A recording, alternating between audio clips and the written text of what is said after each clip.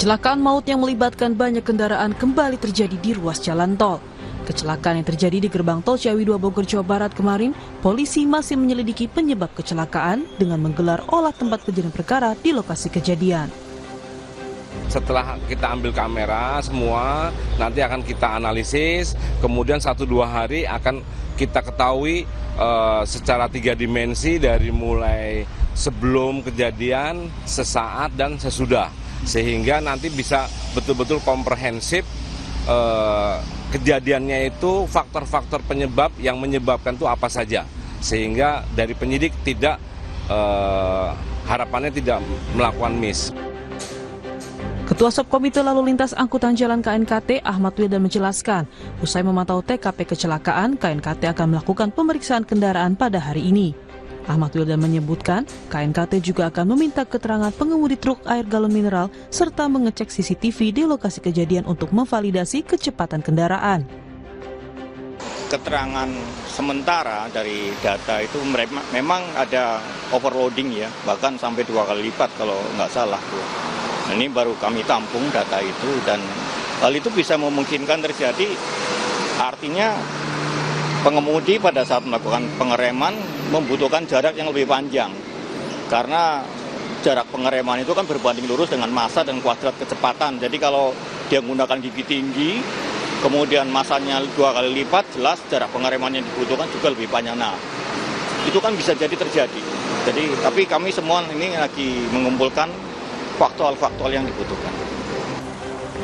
Sementara Menteri Perhubungan Budi Purwanggandi akan mengundang para pemangku kepentingan di transportasi darat untuk menekankan keselamatan pengguna jalan. Menhub menyebut menyesalkan kecelakaan di gerbang tol Ciawi yang menyebabkan 8 orang meninggal dunia. Kami dari Kementerian Perhubungan sangat berharap bahwa hal-hal seperti ini bisa dicegah. Kami akan mengundang kembali para stakeholder yang bergerak di bidang transportasi darat khususnya untuk kita menyampaikan kembali, dan kembali kita sampaikan bahwa harus ada kepedulian dari semua unsur stakeholder, bahwa kita memang sangat memperhatikan keselamatan dan kenyamanan dari para pengguna jalan. Tugas dan tanggung jawab bersama untuk memastikan bahwa kendaraan-kendaraan yang beroperasi di jalanan itu ada layak jalan. Pasca tabrakan beruntun yang menewaskan 8 orang, keluarga korban mendatangi pos antemortem DVI Polda Jawa Barat di RSUD Ciawi. Kedatangan mereka untuk memberikan informasi dan data hingga melakukan tes DNA. Hingga Rabu kemarin dari 8 jenazah baru 2 korban yang berhasil teridentifikasi. Tim Liputan, Kompas TV. Kecelakaan maut di jalan tol yang terjadi di gerbang tol Ciawi kemarin seolah menjadi fenomena berulang yang hingga kini menyisakan pertanyaan. Salah satunya mengenai program keselamatan baik untuk kendaraan dan pengendaranya. Lantas apa kabar program keselamatan pemerintah yang telah dicanangkan agar peristiwa ini tak terulang lagi, dan bagaimana pengawasannya? Kita akan bahas bersama sejumlah narasumber yang hadir melalui sambungan Zoom. Ada Komisi 5 DPR RI fraksi Partai Amanat Nasional Bakri dan pengamat transportasi dari Institut Teknologi Bandung Sony Sulaksono. Selamat pagi Bapak-bapak. Selamat pagi Mbak Asri, selamat pagi Pak Sony, tentu juga seluruh pemirsa Kompas TV dimanapun. Baik, saya ke Pak Bakri dulu. Kemarin Bapak menyebutkan DPR akan membuat panja imbas laka maut di tol. Kira-kira apa saja yang nantinya akan dibahas? Ya baik Mbak Sri, terima kasih tentunya.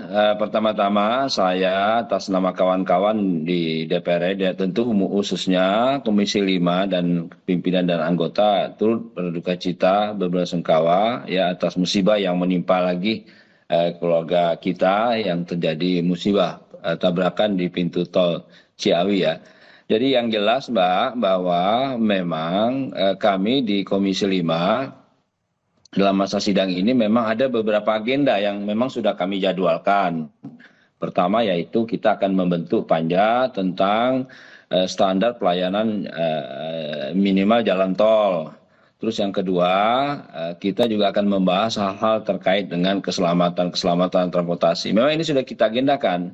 Jadi kita tidak menyangka bahwa terjadi lagi kecelakaan yang menimpa keluarga kita pada kemarin malam itu.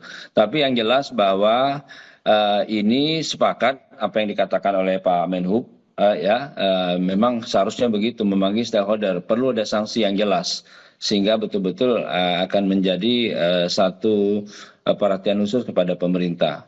Nah, kami di DPR RI memang selalu ingin membuat revisi undang-undang lalu lintas ya, tapi sampai hari ini belum tercapai. Nah, oleh sebab itu sekali lagi bahwa ini tentunya penyebabnya saya pikir kalau tidak kendaraan tentu juga mungkin manusianya ya, tapi kita serahkan kepada tim ya, tim yang saya bilang dari kemarin itu, timnya itu ada KNKT, ada Perhubungan, ada Bina Marga atau PU, ada kepolisian, dan tentu yang terlibat di dalam itu, sehingga betul-betul bisa menyimpulkan. Tapi yang jelas bahwa ini musibah yang sangat miris ya, kita melihat bahwa orang sedang siap-siap untuk masuk pintu tol, masuk jalan tol, tapi keluar atau membayar, taunya mereka ditabrak dan sehingga musibahnya banyak sekali. Itu Mbak, kira-kira Mbak isi sementara. Makasih. Baik, Pak Bakri, sebelum saya bertanya ke Pak Sony, ini kita tampilkan kecelakaan bus dan truk akibat gagal pengereman pada 8 Januari 2025. Lokasinya di Jalan Imam Bonjol, Kota Batu, Malang. Tabrakan beruntun bus membawa rombongan SMK TI Bali Global, Badung, Bali, dengan korban meninggal dunia berjumlah 4 dan 8 luka-luka. Kemudian pemilik dan sopir bus ini jadi tersangka. Lalu pada tanggal 23 Desember 2024 berlokasi di kilometer 77 Tol Pandaan Malang, Jawa Timur. Truk bermuatan pakan ternak mundur saat menepi, truk menabrak bus rombongan pelajar SMP IT Darul Quran Mulia. Ini menyebabkan 4 korban tewas dan 48 luka-luka. Sopir juga ditetapkan jadi tersangka. Lalu kejadian lainnya di tanggal 4 Desember 2024 yang berlokasi di Jalan Raya Desa Belik, Pemalang, Jateng. Truk bermuatan baja ringan, kondisi odol di turunan. Korban 1 orang pemotor tewas, 1 luka-luka. Sopir juga ditetapkan jadi tersangka.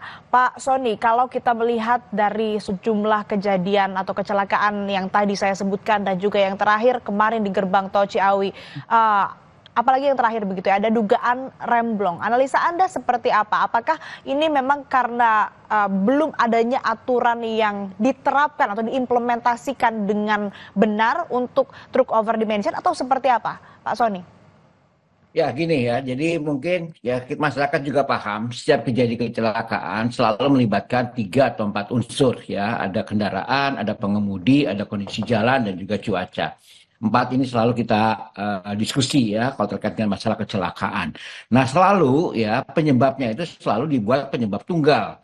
Ya, kecelakaannya akibat kelalaian pengemudi selesai, akibat kondisi jalan yang kurang baik selesai, akibat kendaraan yang tidak layak selesai. Padahal setiap kecelakaan pasti ada kontribusinya. Triggernya mungkin dari pengemudi atau triggernya mungkin dari kondisi pengereman, triggernya mungkin bisa dari kondisi jalan. Kemudian mengeskalasi ya kondisi keparahan dari kecelakaan itu sendiri. Seperti yang di Ciawi, mungkin triggernya karena pengemudi dan kendaraan, tapi karena kondisi jalan atau tereskalasi menjadi korban yang sangat parah karena kondisi pengemudi yang lain, kendaraan lain pada berhenti, dia menunggu untuk membayar tol atau untuk masuk ke dalam tol, sehingga efek bowlingnya dapat ya dari truk yang gagal pengereman. Jadi kalau kita ingin melihat aspek kecelakaan, kita harus melihat semua aspek tadi ya, kendaraan, pengemudi dan jalan. Jadi tadi kalau misalnya Pak Bakri mengatakan ada panja terkait dengan SPM, mungkin lebih banyak terkait dengan jalannya. Mungkin juga minta kita lihat lagi masalah pengemudinya. Ya, apakah pengemudi ini kelelahan atau jam kerjanya memang tidak manusiawi atau kemudian memang upahnya tidak memenuhi atau di bawah UMR sehingga dia memaksakan untuk membawa barang dalam kondisi lelah. Itu kan jadi faktor-faktor lain di belakang dari kejadian kecelakaan itu. Belum lagi kendaraannya. Kendaraan odol oke, jadi penyebab, tapi banyak juga kendaraan yang tidak odol juga jadi penyebab karena kondisinya kurang terawat. Ya, pertanyaan berikutnya, kenapa bisa lolos kendaraan tidak terawat di jalanan? Siapa yang mengawasi? Siapa yang memeriksa? Siapa yang melarang kendaraan untuk yang tidak layak itu berada di jalan? Baik. Kemudian jalan juga sama. Bagaimana geometrik jalannya? Hmm. Apakah kelengkapan jalannya sudah lengkap? Baik, Rambunya Pak sudah Soni. lengkap? Ya. Baik Pak Soni, tadi kan kalau kita melihat dari berbagai banyak kejadian kecelakaan ini yang dijadikan tersangka adalah sopirnya. Padahal kalau kita lihat ditarik dari jauh begitu ya, kita lihat bagaimana kemudian kecelakaan itu bisa terjadi. Ini tidak lain karena memang kondisi kendaraan juga yang tidak prima karena truk over dimension dan lain-lain. Ini bagaimana soal pemilik bus atau pengusaha yang juga mungkin ada andilnya terkait dengan pemantauan atau pengawasan terkait kesehatan dari kendaraan itu sendiri? Nah, kita berharap ya dari Panja juga nanti dari investigasi kepolisian untuk beberapa kecelakaan yang sebelumnya itu tidak berhenti di supir. Ya, supirnya oke, ada bisa memberikan kesaksian, oke, dihukum karena ada kelalaian. Tapi pertanyaan berikutnya, kenapa mobil tidak layak jalan kok bisa boleh berjalan? Berarti ada pembiaran dari pemilik kendaraan atau pembiaran dari pemilik barang ya, seperti air mineral itu kan sebenarnya kan yang bawa barang itu kan pihak ketiga. Harusnya pemilik barang ya dalam hal ini perusahaan air mineral itu harusnya bisa mengidentifikasi pokoknya truknya harus seperti ini syaratnya layak jalan segala macam. Apakah perusahaan air mineral itu mengecek truk-truk tersebut? Kelalaian itu bisa menyebabkan juga. Kemudian tadi yang masalah supir, ya supir karena misalnya kondisi upahnya, misalnya jam kerjanya, sehingga dia terpaksa kerja membabi buta gitu ya, kadang untuk mengejar upah yang sangat minimum gitu yang diberikan dari pemilik barang atau pemilik kendaraan. Nah ini tolong bisa diangkat ya melewat panja dan juga nanti lewat pengadilan ya sehingga pemilik barang, pemilik kendaraan aware ya bahwa mereka juga punya tanggung jawab keselamatan, bukan hanya semua keselamatan urusannya diserahkan ke supir di jalan gitu, tidak. Ya. Baik, artinya kelalaian dalam pengawasan ataupun juga memastikan kendaraan sehat oleh pemilik dari kendaraan itu sendiri juga harus jadi sorotan ya Pak Soni. Nah, kami Betul. juga sudah mencoba untuk menghubungi dari Kementerian Perhubungan untuk kemudian bisa bergabung di Sapa Indonesia Pagi berdialog bersama Pak Soni dan Pak Bakri, namun hingga kini kami belum mendapatkan respon. Saya lanjutkan lagi ke Pak Bakri. Pak, nanti di Panja, Komisi 5 DPR ini akan menyoroti apa saja dan siapa saja yang nanti akan dipanggil? Ya Mbak, jadi memang kita itu akan membuat panja ya, panja jalan tol terkait standar pelayanan minimal jalan tol. Karena kita lihat jalan tol kita pun juga banyak ya. Salah satu yang kata Pak Soni itu bisa jadi faktor jalan ya, kondisi jalan, perawatan jalan, rambu-rambu lalu lintas. Kita miris sekali nih mendengar di pintu tol Ciawi. Jadi betul-betul orang lagi ngantri nih ya. Lagi ngantri mungkin mau bayar atau apa, ditabrak. Nah ini makanya banyak yang terkena. Nah, tapi pada intinya yang jelas Komisi 5 selalu memikirkan hal itu, Mbak. Kita pun sudah mengagendakan akan kunker spesifik terhadap uji kelayakan kendaraan umum. Nah, karena kita tahu bahwa odol ini banyak juga kontribusinya terhadap risiko keselamatan ya, terjadi kecelakaan di jalan-jalan. Karena kita lihat kendaraan seperti yang dikatakan Pak Soni itu aqua itu tuh muat air kan tentu ya. Nah ini tidak hanya mungkin di supirnya tapi kita juga bisa melihat perusahaan itu. Nah perusahaan itu bisa kita kenakan sanksi. Oleh sebab itu kita selalu berupaya membahas terus untuk penyusunan perubahan ya. Rencana undang-undang tentang perubahan Undang-Undang Nomor 22 Tahun 2009 tentang lalu lintas dan angkutan. Ini sangat ditunggu-tunggu gitu.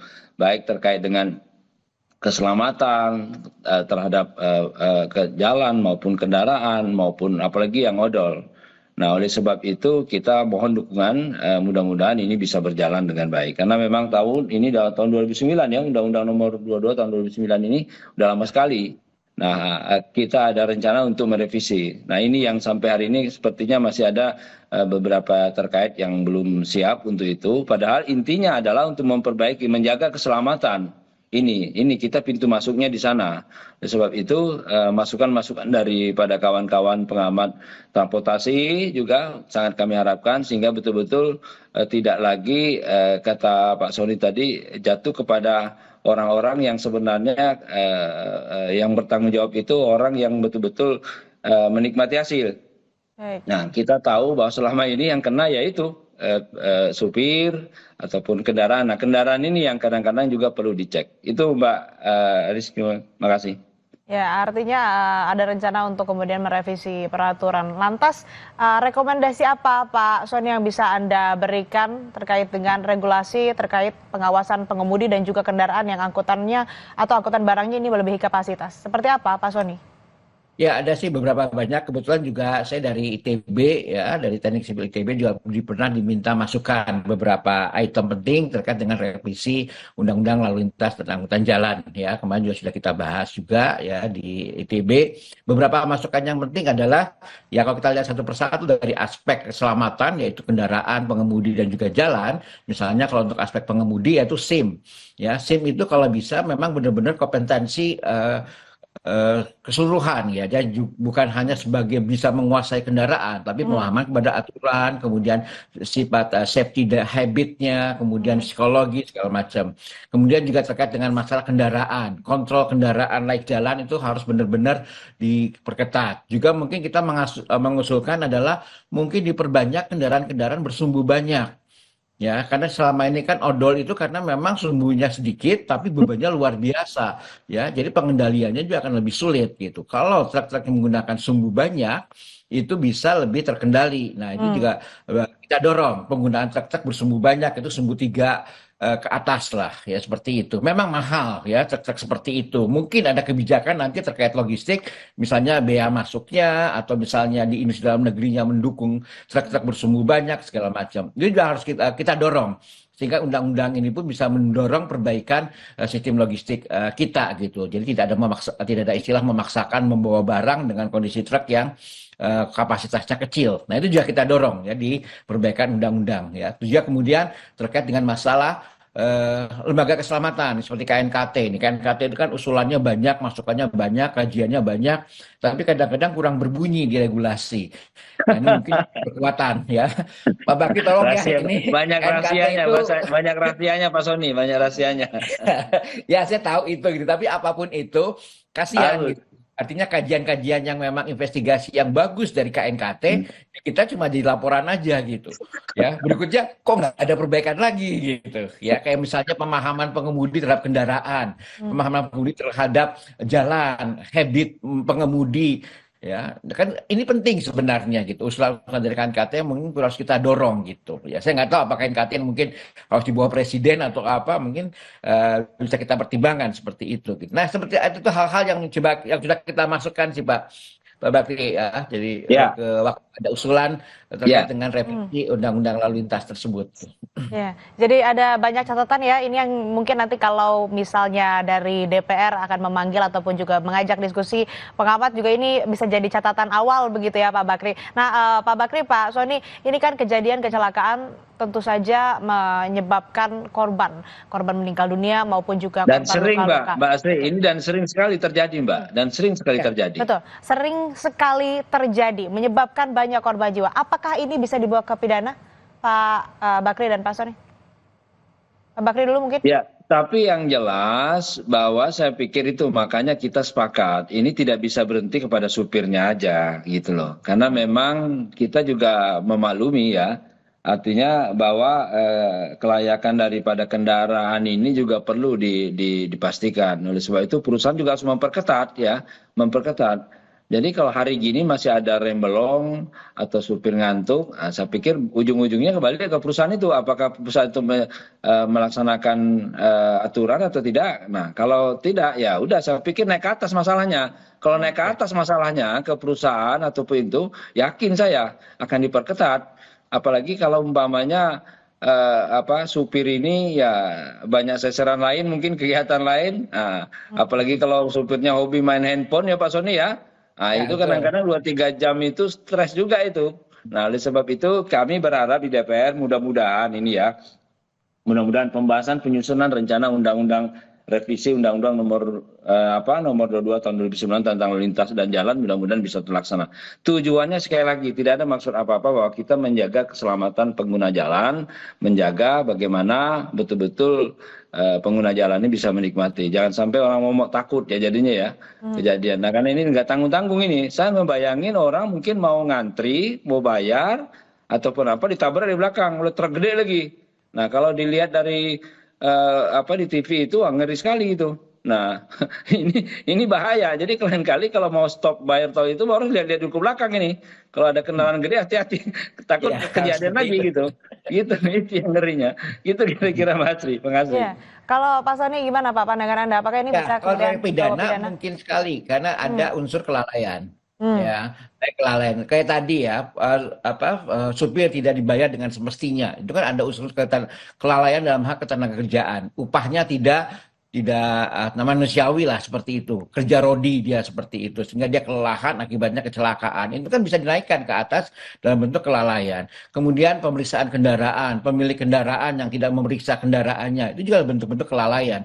Makanya dari undang-undang nanti Pak Bakri akan kawal perbaikan itu menjadi suatu landasan hukum yang kuat. Baik. Dan yang kedua di pengadilan dari kecelakaan-kecelakaan yang terjadi itu menjadi shock terapi ya untuk naik ke atas ke pemilik kendaraan, pemilik barang, mungkin regulator juga termasuk perhubungan atau bina marga terkait jalan ya sehingga kita semuanya berbenah gitu ya. Jadi dua sisi lah perbaikan regulasinya, ada shock terapi dari sisi hukum gitu. Itu hal yang mungkin bisa simultan lah kita jalankan gitu. Kemudian apakah terkait dengan aturan ataupun juga nantinya ada pengaturan nanti untuk kendaraan-kendaraan atau truk-truk yang overdimension, truk odol, ini ada aturannya untuk bisa melintasi jalan tol. Ini apakah bisa menjadi salah satu rekomendasi untuk kemudian dalam revisi peraturan atau revisi undang-undang tadi, Pak Soni? Nah, ya mungkin Pak Bahri bisa cerita di belakang layarnya. Jadi sebenarnya undang-undang terkait odol itu sudah ada, aturannya sudah ada. Artinya Cuma mohon implementasinya maaf, belum tepat atau belum dilakukan, begitu? bukan belum tepat, belum berani. Oh, oke. Masih banyak yang belum berkenan Pak Soni. Ya betul, kata Pak Bahri. Pak Bahri nanti ceritalah seperti apa. Tapi banyak orang-orang di belakang layar, industri logistik kita, ya itu keberatan dengan adanya odol. Ya kan, jadi kayak perhubungan, PU itu hanya di ujung-ujungnya saja yang beres-beres kebakaran, tapi yang menyebabkan apinya itu tidak pernah kita bisa benahi. Aturannya sudah ada, tapi ada masalah keberanian, konsistensi seperti itu, karena apa cerita backing lah atau apa kayak gitu. Tapi bisnis logistiknya memang luar biasa gitu. Jadi sebagai ilustrasi, zero odol ini di tahun 2019. Minta ditunda 2023, minta ditunda kemarin 2025 gitu. Selalu minta ditunda, tetapi apa pada masa penundaan itu apakah ada perbaikan terkait dengan odol? Hampir tidak ada. Tapi Nah, Pak Soni perlu diingat Pak Soni, Komisi Ya. 5 DPR RI selalu mengupayakan Pak. Mudah-mudahan jadi Iya. nih Pak Soni. Kita minta Ya, Pak Soni mudah-mudahan masukannya. Ya, mudah-mudahan Komisi 5 lebih berani lagi menggebrak ini gitu ya. Man behind the gun-nya, ya behind the scene-nya ini memang harus benar-benar dibuka gitu. Ya. Bukan apa-apa, bukan masalah politik ini masalah keselamatan gitu. Ya kan? Oke, orang-orang besar di belakang itu nggak apa-apa, tapi tolong bantu kita terkait dengan keselamatan, bukan tutup mata, nggak peduli gitu. Ya kan, kita hanya mengetuk hati mereka yang di belakang-belakang bisnis logistik ini untuk mau sedikit membuka hati ngurusin keselamatan gitu, misalnya ya pembayaran biaya supir yang lebih baik, ya penempatan gudang yang lebih bagus, ya kontrol kendaraan, toh ya tidak terlalu mahal sih sebenarnya buat mereka terkait dengan Baik, Pak bisnis Soni. logistik yang mereka jalankan. Iya. Ya. Baik Pak Soni, ini singkat Pak Bakri Pak ketawa-ketawa Bakri. aja ini. Ya. Singkat Pak Bakri, ini kan tadi Ya, juga disebutkan bahwa memang belum berani mengimplementasikan. Artinya gimana nih caranya memecut untuk kemudian bisa menerapkan atau melaksanakan peraturan itu dengan baik dan benar. Dan juga kapan jadinya targetnya Pak Bakri untuk membentuk panja? Ya, jadi yang jelas kami dalam minggu-minggu ini sudah di rapat internal kami, pimpinan bersama anggota Komisi 5 itu sudah sepakat melakukan kunjungan kerja ya, kunjungan kerja meninjau uji kelayakan dari kendaraan umum. Sudah itu kita sudah menyepakati akan membentuk panja tentang jalan tol terkait dengan standar pelayanan minimum ya. Jadi memang hal-hal begini kami selalu upayakan. Jadi yang tertarik saya tadi itu adalah oleh Pak Soni itu perubahan Undang-Undang Nomor 2. Pak Soni hafal sekali Pak, dari tahun ke tahun usulan apa semua tidak jalan. Tapi kita berdoa nih, dari Kompas TV juga mudah-mudahan bisa mendoakan perubahan Undang-Undang Nomor 22 tahun 2009 ini bisa terlaksana. Di situ bisa masuk kita, odol bisa masuk, tentang soal dan segala-galanya bisa masuk. Tujuannya tidak lain adalah dalam rangka kepentingan ya. Kalau sudah terjadi begini, ini udah. Kalau nggak kendaraan salah, manusianya salah, jalannya salah.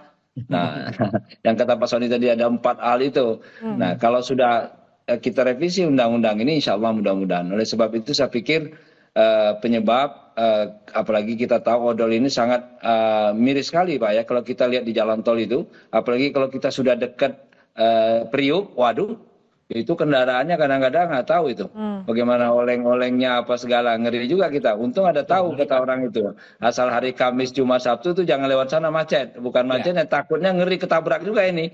Nah ini juga perlu ya, perlu juga dilihat itu kendaraan itu apakah layak atau tidak. Nah ini hal-hal begini, saya tidak menuduh siapa-siapa di belakangnya, tapi sekali lagi lah kita buka hati mereka karena terkait dengan perubahan undang-undang ini memang banyak terlibat ya.